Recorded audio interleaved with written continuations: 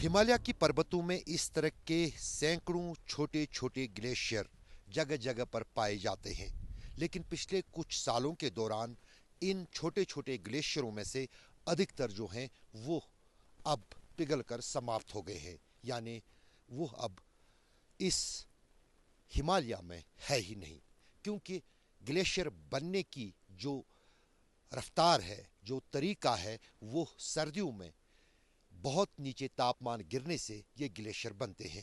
लेकिन अब जिस अंदाज से ग्लोबल वार्मिंग के चलते तापमान बढ़ रहा है, उस बीच नए ग्लेशियर नहीं बन पा रहे हैं, बल्कि पुराने ही ग्लेशियर जो हैं वो धीरे धीरे समाप्त हो रहे हैं, जो कहीं ना कहीं दुनिया को चिंता में डाल रहा है। आजकल जो जम्मू कश्मीर या इंडिया के बाकी स्टेट्स या रीजन्स में जो गर्मी बढ़ रही है, तो इसका जो मोस्ट इम्पॉर्टेंट जो इसका रीज़न है, वजह है, वो ग्लोबल वार्मिंग है।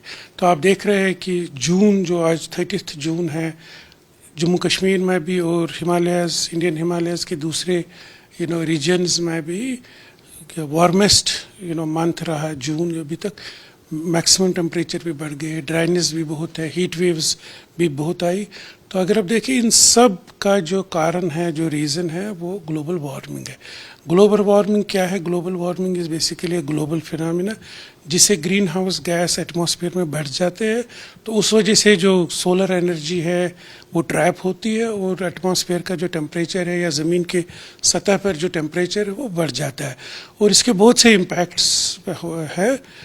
मेरे ख्याल से हर एक सेक्टर ऑफ इकोनॉमी, हर एक नेचुरल रिसोर्स पर इसका इम्पैक्ट है।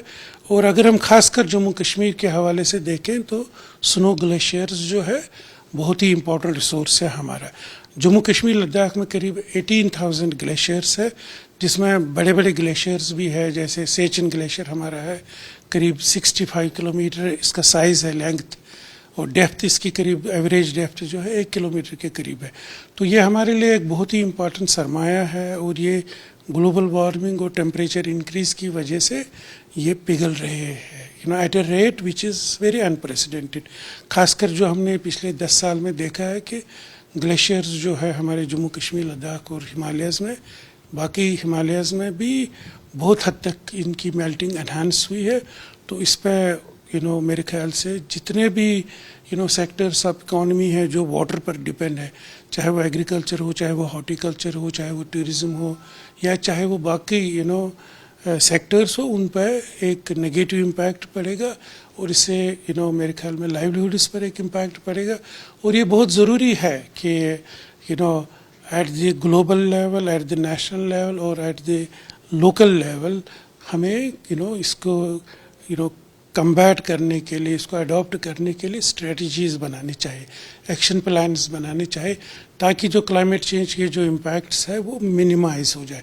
हम तो क्लाइमेट चेंज को रोक नहीं सकेंगे, लेकिन इतना तो कर सकते हैं कि अगर हमारे पास अच्छे स्ट्रेटजीज़ बन जाए, एक्शन प्लान्स बन जाए, तो क्लाइमेट चेंज का इम्पैक्ट जो है हमारी लाइवलीहुड, हमारी इकॉनमी पर बहुत हद तक कम हो सकता है।